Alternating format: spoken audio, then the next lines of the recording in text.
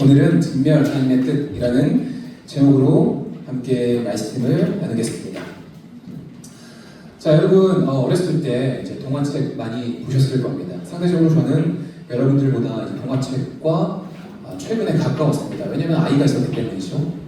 어렸을 때 제가 봤던 동화책들 지금 뭐 한 2, 30년이 지난 후에 저희 아이를 키울 때도 여전히 똑같은 이야기가 읽혔습니다.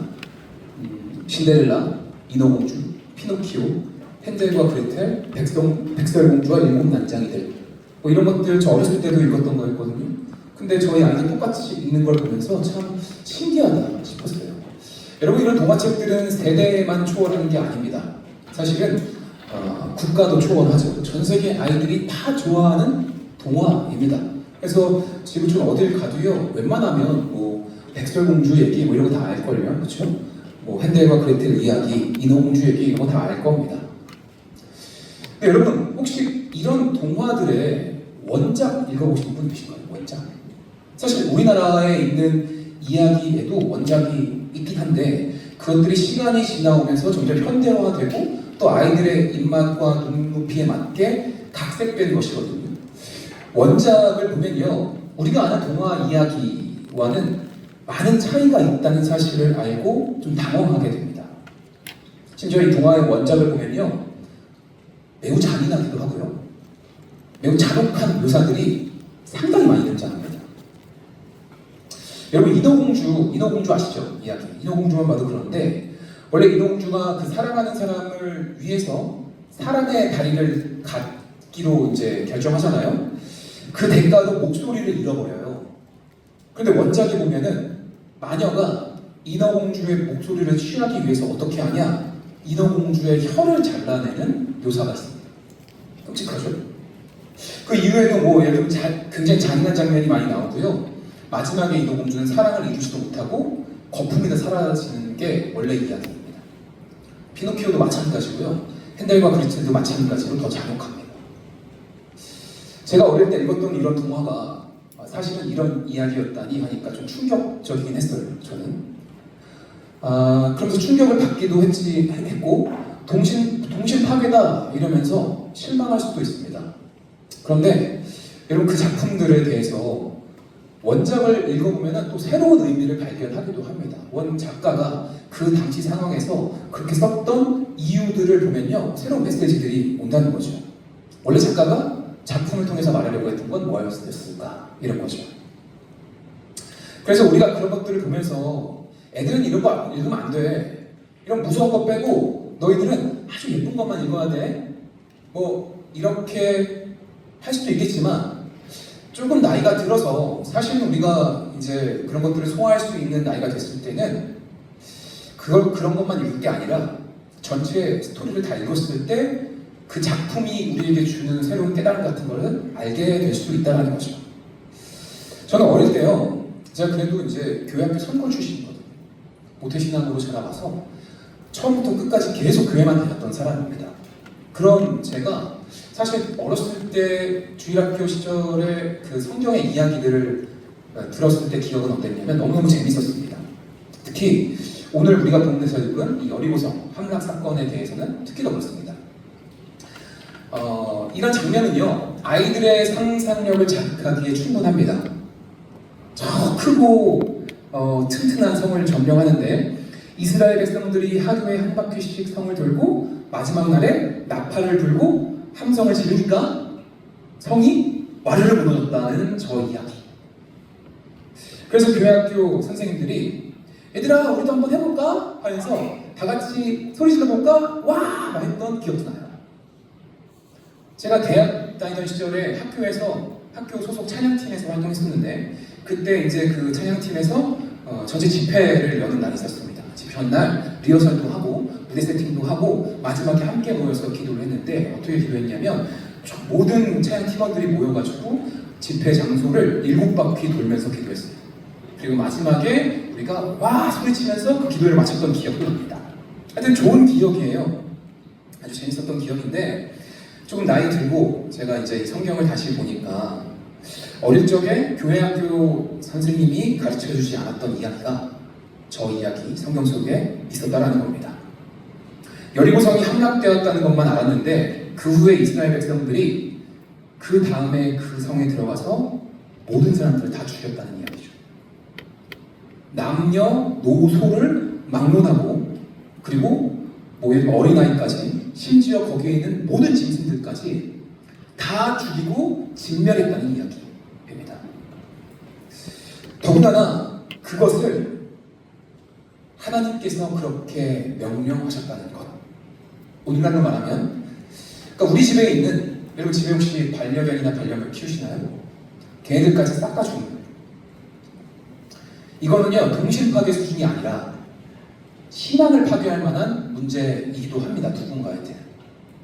아니 하나님은 사랑이신데 하나님은 자비의 하나님이신데 어떻게 이렇게 잔인하고 무자비한 명령을 내릴 수 있을까?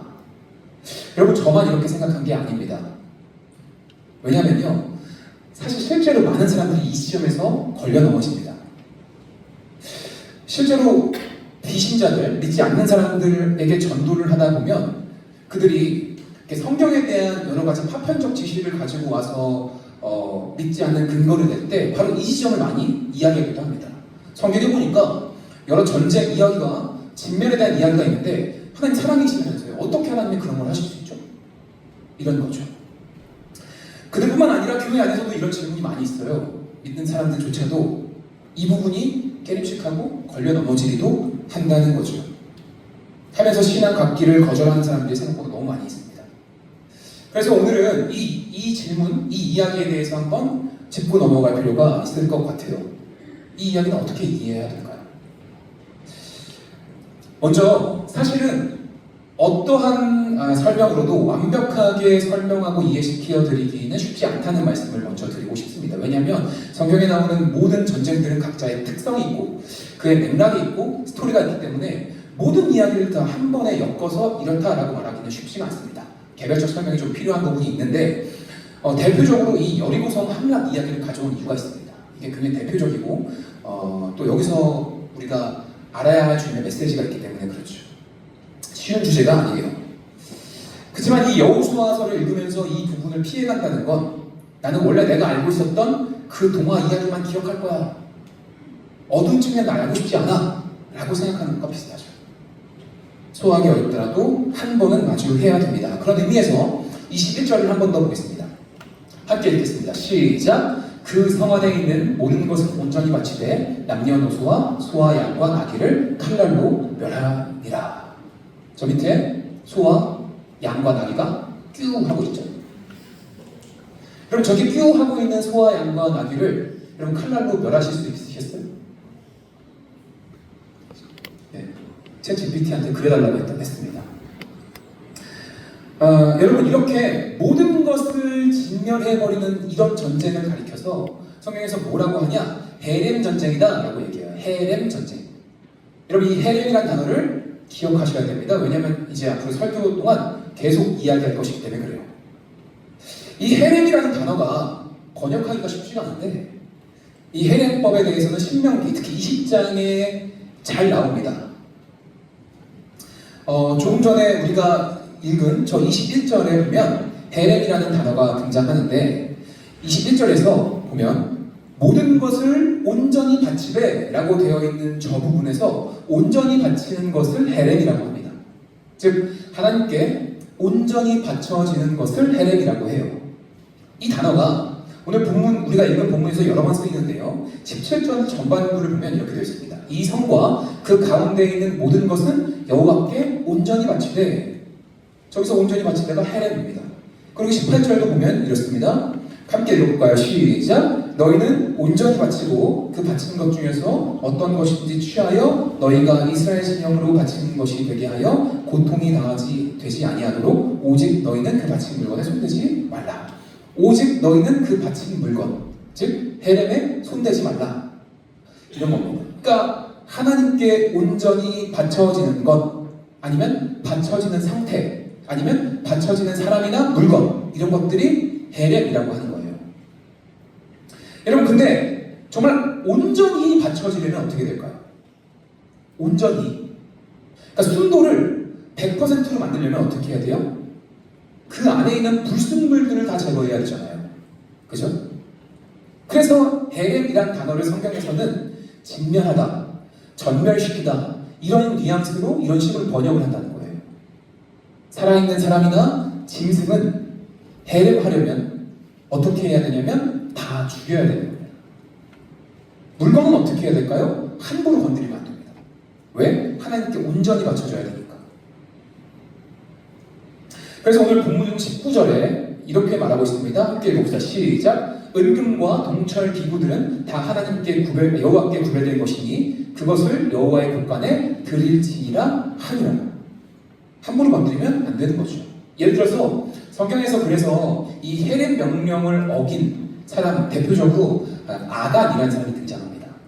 하나님께 온전히 바쳐져야 될 헤렘을 자기가 취하는 순간에 아간과 그 가족들 모두가 헤렘되는 심판을 받게 돼요. 그냥 좀 무시무시한데, 자 보세요. 잘 보세요. 무섭지 않습니까? 무섭잖아요. 어떻게 이렇게 무시무시하고 무자비한 이야기가 이런 명령이 성경에 기록되어 있는지 이해도 잘 안 가고 받아들이기가 쉽지 않죠. 여기서 한 가지 놀라운 점을 짚고 넘어가야 되는데요. 그게 뭐냐? 이 이스라엘의 가나안 정복과 이 헤렘 전쟁에 대해서 아무런 문제의식 없이 그대로 받아들이고 심지어 적용하고 실천해온 사람들이 기독교 역사 2000년 동안에 있어왔고 지금도 있다는 거예요. 그게 놀라운 사실입니다. 예를 들어 십자군전쟁 때 수많은 무슬림과 또 유대인들을 잔혹하게 학살했던 그 십자군의 근거로 사용됐던 본문이 바로 이 본문이에요. 이 여리고 정복 이야기였어요. 그때만인가요? 온 세계를 떠돌던 유대인들이 지금의 팔레스타인 땅으로 들어가서 우리 땅이라고 전거하면서 전쟁을 일으키고 분쟁하고 학살을 하는 것에 대해서 영감을 준 이야기가 바로 이 본문입니다.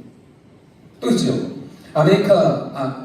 대륙에 왔던 유럽인들이 원주민을 쫓아내고 학살하면서 서부 개척을 하면서 그들에게 힘과 용기를 주었던 거룩한 전쟁이다 라고 정당화시킬 수 있었던 본문이 바로 이 여호수아서입니다. 이것은 거룩한 전쟁이고 저들을 진멸하라고 하는 것은 하나님의 뜻이다 라고 믿게 만들었습니다. 여러분 그뿐인가요? 지금도 극단적이고 근본주의적인 신앙을 갖고 있는 기독교인들은 이런 본문을 묵상하면서 대체적으로 호전적이고 폭력적으로 변하곤 합니다. 그리고 그들만 그런 것뿐만 아니라 여러분 한국교회 안에 얼마나 이런 군사적 용어가 많은지 총동원, 전도 폭발, 기도 특공대, 여리고 전복 금식 기도회. 물론 이것이 다 잘못됐다라고 말할 수는 없겠지만 이건 잘못된 건 아닙니다만 그러나 뭔가 싸우고 파괴하고 정복하고 이기는 이런 레토릭이 이런 언어가 교회 안에 정말 많다는 거죠.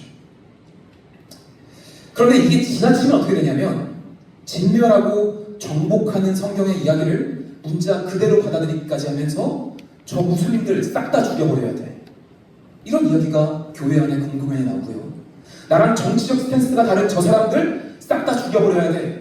라는 이야기가 교회에서 나올 수 있고요.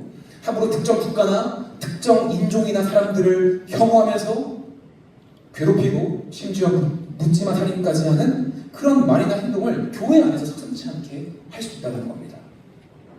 실제로 미국의 정말 유명한 설교자 중에 한 명이었던 존 파이퍼 목사님께서 가나안 정보를 어떻게 생각하느냐는 질문에 이렇게 대답했습니다. 하나님은 언제든지 여성과 아이들을 죽이실 수 있습니다. 생명을 주시는 분도 취하시는 분도 모두 하나님입니다. 사람이 죽는 것은 다 하나님의 뜻대로 죽는 겁니다. 이 얘기를 듣고 제가 좀 아찔했는데요. 이분이 그래도 꽤 유명하신 설교자인데도 사람이 죽고 사는 것이 하나님 손에 달린 건 맞죠. 우리 그걸 다 믿잖아요. 그죠? 그런데 그걸 말하기 위해서 지금도 하나님이 여성과 아이들을 언제든지 죽일 수 있다고 말하는 것은 너무나 위험한 발언이고 발상이에요. 자, 그렇다면 우리는 정말 이 이스라엘의 정복 이야기를 그리고 이 헤렘 이야기에 대해서 어떻게 이해해야 될까? 일단은 전제 하나를 깔고 들어가야 합니다. 그게 뭐냐? 이스라엘의 이 가나안 정복은 아무런 죄가 없는 저 선량한 이방인 종족을 향한 종족 학살이 아니라요. 하나님의 정의로운 심판의 행위였다는 사실을 먼저 기억할 필요가 있습니다. 창세기 15장에 보면 아브라함에게 하나님이 너의 후손이 나중에 가나안 땅에 와서 살게 될 거야 말씀하시는 와중에 16절에 이렇게 말씀하십니다. 제가 뭐 PPT 준비 못했는데 잘 들어보세요. 내 자손은 4대 만에 이 땅으로 돌아오리니 이는 아모리 족속의 죄악이 아직 가득 차지 아니함이니라 하시더니, 그러니까 그 족속의 죄악이 아직 가득 차지 않았다라는 거죠. 가나안 땅에 지금 살고 있는 족속들의 죄악이 너무나 심각한데 그들을 심판하기까지는 아직 죄가 차지 않았다. 즉 내가 기다려주겠다 하는 거죠. 그래서 하나님께서 무려 얼마나 기다리죠? 400년을 기다립니다. 400년을 참고 인내하며 그 죄악된 것들을 기다립니다. 참고 참으신 다음에 그 죄악을 탁 치실 그 즈음에 이스라엘 백성을 통하여서 그들의 죄악을 심판하는 도구로 사용하셨다는 것이죠. 즉 무슨 얘기냐? 아무런 죄가 없는 무고하고 억울한 사람들을 학살하는 그런 전쟁이 아니라 400년을 참고 기다리신 하나님의 정의를 실현하는 데 이스라엘을 도구 삼았다는 거예요. 이게 왜 중요하냐면 하나님이 이방인들이어서 그들을 심판한 게 아니라는 뜻이고요. 그걸 바꿔 말하면 이스라엘도 범죄하면 하나님이 똑같이 심판할 거라는 거예요. 그리고 그 일은 실제로 이 이후에 바벨론에 의해서 멸망되게 되는 것을 경험하게 돼요. 이게 전제이기 때문에 이렇게 말한다고 해서 이 이야기가 깔끔하게 해결되는 건 아니긴 합니다. 자, 하나님이 죄악에 대해서 심판하시는 건 알겠지만 그렇다고 뭐 여성이나 아이들까지 죽이는 건 너무하지 않느냐 이렇게 말할 수 있잖아요. 자, 그래서 이 시점에서 우리가 역으로 한번 생각해 봐야 될 게 있어요. 이 질문이 반드시 생겨나야 됩니다. 이게 뭐냐? 과연 헬렘은 정말로 일어났는가? 헬렘은 정말로 일어났을까? 입니다. 정말로 가나안 땅에 있는 모든 숨쉬는 것들을 다 죽였을까요? 여러분 대부분의 학자들은요 그렇게 생각하지 않습니다. 왜냐하면 그건 일단 현실적으로 불가능한 일입니다. 불가능한 일이에요. 어떻게 그럴 수 있겠습니까? 현실적으로 불가능했을 뿐만 아니라 이게 있어요. 뭐냐면 고대 근동 사회에서는 적어도 3,500년 전 고대 메소포타미아 지역에서의 전쟁 내러티브에서는 언제나 흔히 사용되어지는 과장의 언어를 사용했을 가능성이 매우 높다는 거예요. 실제로 고대 사회에서 전쟁에 대한 이야기에 대한 기록을 보면 그 문서들을 보면 전멸, 몰살, 진멸, 싹 쓸어버린다 이런 식의 과장의 언어가 자주 등장합니다. 예를 들어서 모압과 이스라엘이 전쟁했을 때가 있어요. 거기서 이스라엘이 패배를 했습니다. 그것을 기록한 주전 9세기에 모압의 석비를 보면요, 그게 이제 유명한 메사석비라고 하는데 거기 보면 이렇게 기록되어 있어요. 저 석비인데 저거는 모압의 입장에서 쓴 거예요. 모압의 입장에서 썼는데 이렇게 되어 있습니다. 이스라엘은 영원히 멸망했다. 나는 그 안에 있는 모든 자, 원주민이든 이방인이든 남자와 여자 7,000명과 여자 노예들을 죽였다. 나는 그들을 아시타르 그모스에게 바쳤기 때문이다. 저 아시타르 그모스는 당시 모압이 섬기던 신이었습니다. 저기서 저 바쳤다라는 마지막 적의 헬렘입니다. 헬렘. 그러니까 이런 석비에 의하면 지금 이스라엘은 싹 다 멸망했었어야 돼요. 그죠? 그런데 이스라엘은 정말 영원히 멸망했나요? 아니죠. 이런 표현 방식이 당시엔 너무 흔했고 여호수아서에도 마찬가지로 이러한 표현을 썼다는 거죠. 여러분 이런 표현이 과연 저 당시에만 있었을까요? 아니요, 지금도 있어요. 지금도 우리는 과장어를 얼마나 많이 쓰는지 모르겠습니다. 제가 대표적으로 생각을 해보니까 북한 뉴스 보면 그런 게 나와있어요. 여러분 북한 뉴스만 보면 어떻죠? 북한은 세계 초강국이에요. 그 아나운서가. 제가 그래서 이걸 한번 가져왔거든요. 제가 읽어드릴 테니까 얼마나 북한이 세계적으로 놀라운 나라인지 한번 보세요. 전체 조선 인민들과 진보적인 세계 인민들의 거대한 관심이 지금 우리 공화국을 주시하고 있습니다. 경애하는 김정은 동지의 현명한 영도 밑에 우리 조국은 날마다 비약적인 전진을 이룩하고 있습니다. 우리 공화국은 경제강국, 인민낙원으로 솟구치고 있으며 이 모든 성과는 경애하는 조국미소 동지께서 펼쳐주신 숭고한 인민사랑의 결정체입니다. 평양시 미래과학거리, 려명거리, 송화거리 같은 현대적인 거리들이 연이 이어떠고 있으며 인민을 하늘처럼 여기는 우리 총비서 동지의 여러 같은 상황 속에 공화국의 면모는 눈부시게 변하고 있습니다. 자, 여기까지 하겠습니다. 와, 북한 가고 싶지 않아요? 이러면? 너무나 놀라운 나라인 거예요. 이런 식으로 과장의 언어를 쓴다는 거예요. 여러분, 제가 이런 거 말했다고 또 빨리 욕하시면 안 됩니다. 알겠죠? 저는 그렇지 않습니다. 예를 들면 이런 거죠. 우리 일상생활에 뭐가 있을까? 좀 거친 말 쓰자면, 여러분 뭐 이런 친구끼리나 뭐 연인끼리나 뭐 이런 말 쓰잖아요. 가다 보면 너 죽는다 뭐 이런 말 쓰잖아요. 그렇죠?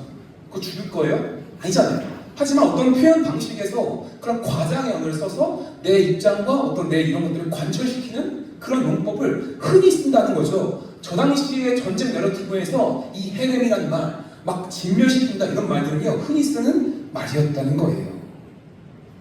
여러분 신학을 배울 때 아주 기본적으로 가져야 되는 자세가 하나 있습니다. 처음에 신학교 들어가면 가장 먼저 배우는 건데, 그리고 이거는 우리가 성경을 읽을 때 아주 기초적으로 기억해야 할 문구이기도 해요. 그게 뭐냐면 바로 이겁니다.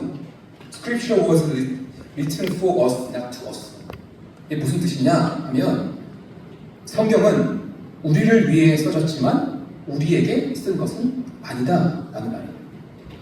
자, 이 성경을 저자가 하나님의 영감을 받아서 쓸 때에 처음에 2025년도에 이 땅에 사는 우리에게 써서 보낸 게 아니잖아요. 우리를 위한 말씀이기도 하지만 우리에게 보낸 말씀은 1차적으로 아니었어요. 그렇다면 여러분, 우리가 이 성경을 읽을 때 당시 성경을 쓴 그 저자가 염두했던 1차 독자, 그들이 살고 있던 그 수천 년 전의 문화와 언어를 고려하면서 읽어야만 해요. 그렇지 않으면 본문이 정말로 말하려고 했던 메시지를 놓칠 뿐만 아니라 문자 그대로 적용하면서 큰 문제가 발생합니다.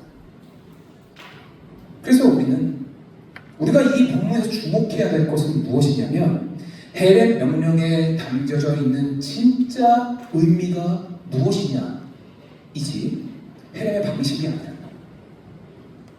하나님께서 왜 이런 명령을 내리셨는지 혹은 이것이 하나님의 명령이라고 성경에서 왜 기록하고 있는지 우리는 거기에 주목해야 한다는 겁니다.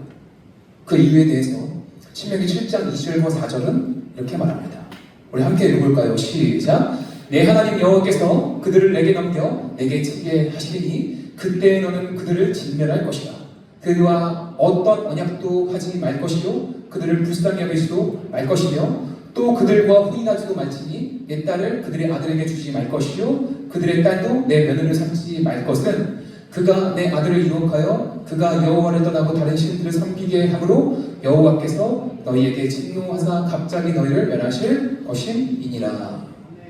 이스라엘 백성들이 가나안 땅에 살면서 가나안 백성들과 동화되어서 그들의 악한 풍습과 문화와 우상 섬김을 그대로 받아들이고 하나님이 아닌 다른 신을 섬기게 될 것을 하나님이 경계하시는 거죠. 하나님은 그의 거룩한 백성이 거룩하다는 건 구별되는 거잖아요.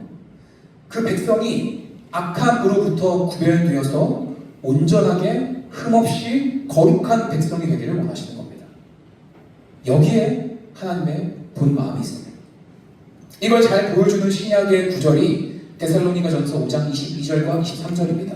함께 읽겠습니다. 시작! 악은 어떤 모양이라도 버리라. 평강의 하나님이 친히 너희를 온전히 거룩하게 하시고 또 너희의 온 영과 혼과 몸이 우리 주 예수 그리스도께서 강림하실 때에 흠없게 보존되기를 원합니다. 자, 여러분, 이쯤 되면 이제 우리가 이 진멸, 헬렘의 정체를 알아야 합니다. 우리가 진멸해야 되는 것은 무엇입니까? 그것은 하나님이 진짜 원하시는 헬렘은 우리 안에 있는 악입니다. 이 세상에서 사람들을 고통으로 몰아내고 있는 그 악을 하나님은 지금도 진멸하기를 원하시고 진멸하고 계시고 또 우리를 통해서 그것을 이루기를 원하십니다. 내 안에 또는 내 주변에 있는 그 악은 뭘까요? 뭘까요? 우리가 멸해야 될 악은 뭘까요? 나가 우리 주변에 악에 의해서 희생당하고 고통하는 이웃들은 누굴까요? 여러분, 악은 모양이라도 보려고 했습니다. 완전하게 온전하게 진멸하라고 했습니다. 악에 대해서는 두리뭉실하게 반응해서는 안 되고요, 단호하게 저하고 철저하게 진멸해야 되는 거예요. 저와 여러분 안에, 그리고 우리 주변에 이 정도는 뭐 남들도 다 그렇게 살잖아 하면서 악의 모양이 또아리를 틀고 있는 그것은 뭐겠습니까? 다이어트를 하면서 음식을 찾는 게 굉장히 힘들었거든요. 굉장히 힘들었는데 가족들이 예를 들면 맛있는 음식, 뭐 치킨 같은 것을 시켜놓고 그것을 먹고 있으면 참기가 힘들어요. 그래서 그 옆에 앉아서 냄새라도 맡아볼까? 하고 냄새에 맡고 있었는데 정신차려 보면 닭다리가 입에 들어가요. 뭐 이런 거죠. 그때 참으려면 어떻게 되면 그냥 자리를 박차고 일어나서 나가야 됩니다. 나가야 돼요. 우리 안에 있는 악도 마찬가지입니다. 여러분, 완벽하게 해를 지키지 않으면 우린 넘어가게 돼 있어요. 제거하고 제거해서 마침내 아무 흠 없이 우리가 하나님 앞에 서게 되는 것, 그것이 우리가 읽은 본문과 성경 전체에서 우리에게 주시고자 하는 하나님의 뜻인 것입니다. 얼마 전에 그 노벨 문학상을 받은 한강 작가가 스웨덴에서 노벨 문학상 수상자 강연을 했어요. 혹시 전문을 다 듣거나 읽어보신 분 계십니까? 저는 그게 또 하나의 문학작품 같다는 생각이 들었습니다. 거기에 보면 이 작가가 12살 때 우연히 서가에 있는 광주 사진첩을 보게 됐다고 말합니다. 거기서 쿠데타를 일으킨 신군부에 저항하다가 곤봉과 총검에 상처 입고 쓰러진 사람들, 총격에 살해된 시민들과 학생들의 시체 사진, 뭐 이런 것들을 보게 됐다는 거예요. 저런 사진을 12살에. 저는 저 사진을 고등학교 때 봤던 기억이 나거든요. 12살에 한강이 저것을 보고 그런 질문을 했대요. 인간은 인간에게 어떻게 이런 행동을 할 수 있지? 그리고 동시에 그 사진책에서 다른 사진을 보게 됐는데 그 사진은 뭐냐? 이겁니다. 총상을 입고 피를 수혈해야 되는 사람들에게 자기 피를 나눠주기 위해서 대학병원 앞에서 끝없이 줄 서 있는 사람들의 사진을 본 겁니다. 저 사진을 보면서 또 같은 질문을 했대요. 인간은 인간에게 어떻게 저럴 수가 있지? 전혀 양립할 수 없을 것 같은 상황에 대한 같은 질문을 마음에 품고 수수께끼로 삼았다고 합니다. 그리고 나서 그의 소설과 그의 글쓰기에서 계속해서 품어온 그 질문을 이야기합니다. 언론에서 이미 많이 이야기했던 그 질문이죠. 세계는 왜 이토록 폭력적이고 고통스러운가? 동시에 세계는 어떻게 이렇게 아름다운가? 여러분, 우리 주변에는요, 고통스러운 일이 너무나 많이 있습니다. 우리 주변에는요, 아픈 일들이 너무나 많이 있어요. 세상은 왜 이렇게 아프죠? 세상은 왜 이렇게 고통스럽죠? 그런데 동시에 그 아픈 사람들을 돌보고 찾아가주고 안아주고 대신 울어주고 기도해주고 심지어 대신 아프기를 바라는 사람들도 있어요. 그러면서 생각해보는 겁니다. 세상은 왜 이렇게 아직도 아름다운가? 세상은 왜 여전히 이렇게 아름다운 사람들이 많은가? 여러분, 성경의 무대도 마찬가지입니다. 모든 것을 다 진멸하라는 성경의 전국 이야기를 보면서 성경은 이 이야기들을 왜 이렇게 폭력적인가, 왜 이렇게 무자비한 이야기가 나오는가 싶습니다. 그러나 오늘 본문의 핵심은 이런 죽이는 이야기가 아니라 살리는 이야기입니다. 17절을 보십시오. 17절 함께 읽겠습니다. 시작. 그 성과 그 가운데에 있는 모든 것은 여호와께 온전히 바치되 기생 라합과 그 집에 동거하는 자는 모두 살려주라. 이는 우리가 보낸 사자들을 그가 숨겨 주었음이니라. 라합과 그의 가족들, 그와 함께한 사람들이 구원을 받습니다. 여러분, 헤렘은요, 예외가 조금도 있어서는 안 되는 명령입니다.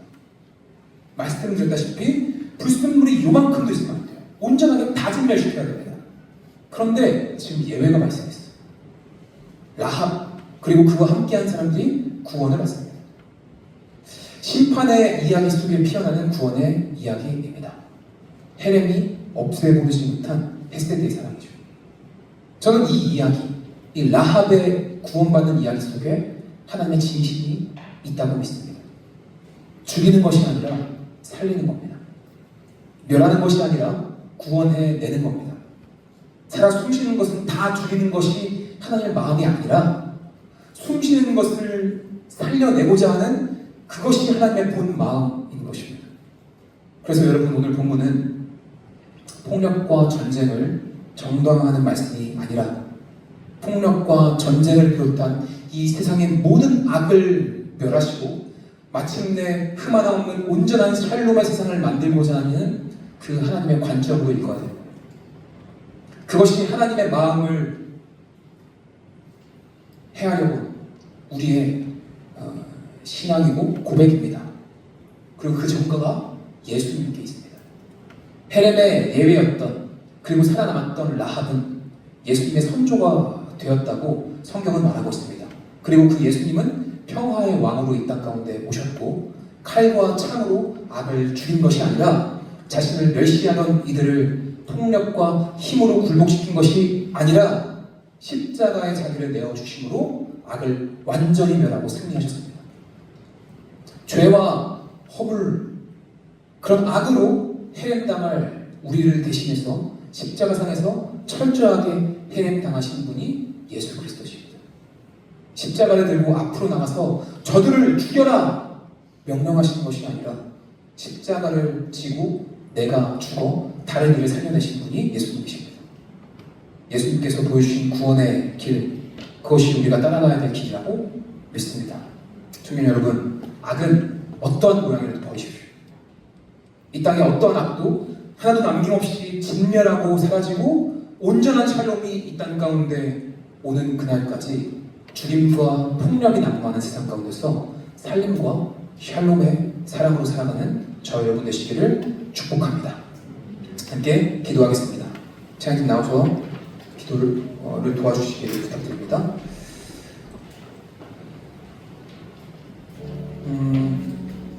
이 세상은 아까 말씀드렸던 것처럼 고통과 아픔이 많이 있는 세상입니다. 조금만 둘러봐도 그런 것들이 있습니다. 하지만 동시에 말씀드렸던 것처럼 아름다운 이야기가 있고 아름다운 사람들이 있습니다. 돌봐주는 사람들이 있고요, 찾아가는 사람들이 있고, 안아주는 사람들이 있고, 대신 울어주고 기도해주는 사람들이 있고요, 대신 아프기를 원하는 사람들이 있습니다. 그 두 개가 동시에 공존한다는 것이 참 아이러니한데, 저는 교회에 주님께서 하신 명령이 있다면 바로 후자 쪽에 있다고 생각해요. 교회의 이름으로 폭력을 자행하고, 교회의 이름으로 파괴하고, 교회의 이름으로 죽임을 거행하는 것이 아니라, 여러분, 누군가가 돌보고 찾아보고 안아주고 울어주고 기도해주고 아파야 한다면 우리가 자처해야 될 줄로 믿습니다. 왜냐하면 예수님께서 그것을 자처하셨기 때문에 그렇습니다. 그리스도인이라는 것은 예수님의 길을 따라가는 사람들이기 때문에 그렇습니다.